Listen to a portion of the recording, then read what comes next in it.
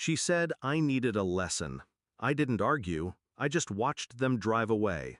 Moments later, a black truck pulled up.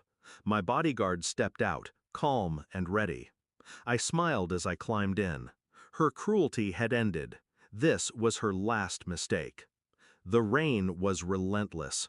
My shoes were soaked, my clothes clung to me, and my wife's laughter still echoed as the SUV taillights vanished down the highway. 87 miles from home.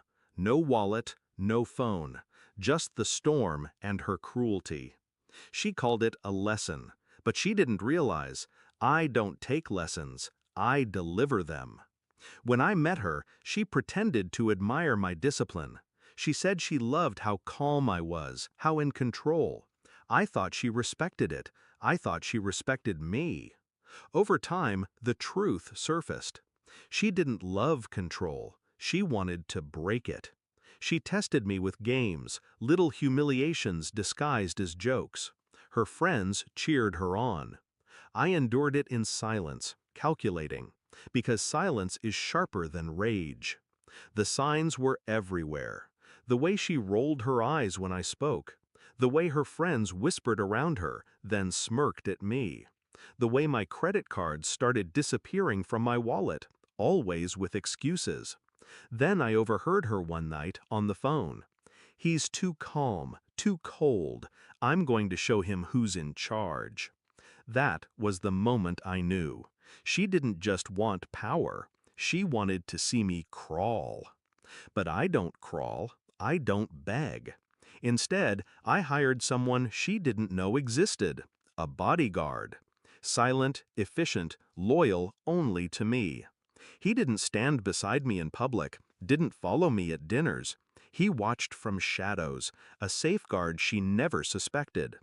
I began preparing, quietly shifting accounts, removing her name from investments, building a file of her reckless spending, her little affairs, her debts hidden behind shopping bags and lies. By the time she staged her lesson, she was already standing on a trapdoor. She just didn't see the rope in my hands. That night, as her SUV vanished, I stood in the rain unmoving. Not angry, not panicked, waiting. Right on cue, the black truck pulled up.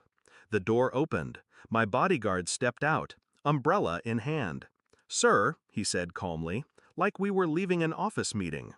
I smiled as I climbed in. The heat of the truck wrapped around me.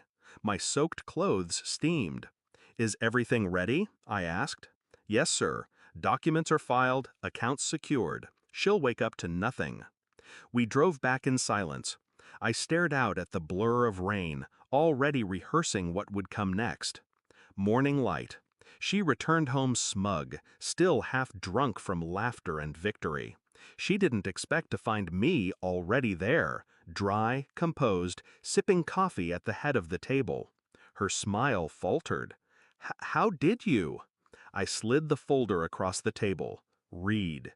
Inside, bank statements, divorce papers, evidence of her spending and infidelity. A notice of eviction, her name nowhere on the deed. Her friends, the ones who cheered her cruelty, had been cut off too. I made sure of it. No more free dinners, no more vacations on my card. Her face drained as she flipped page after page. You can't do this." I leaned back, calm, controlled. "You already did. I just finished it." Her tantrum was expected, screaming, tears, threats. But tantrums don't pay bills.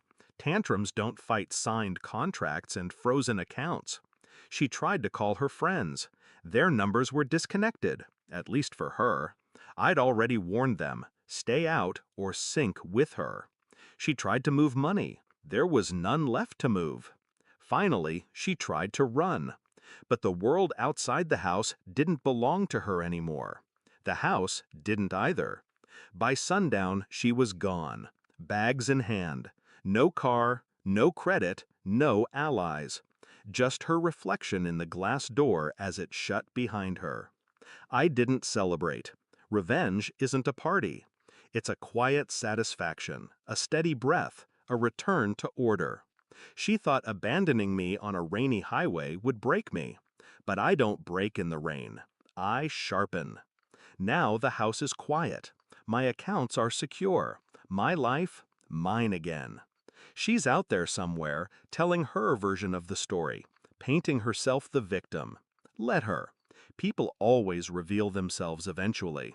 And when they think they're teaching me a lesson, I let them. Because in the end, I always write the final chapter. She thought she left me stranded, but I was never alone. She thought she had power, but she was living inside the world I built, under rules I allowed. Her last mistake wasn't leaving me in the rain. Her last mistake was believing the storm made me weaker. It didn't. It made me unstoppable.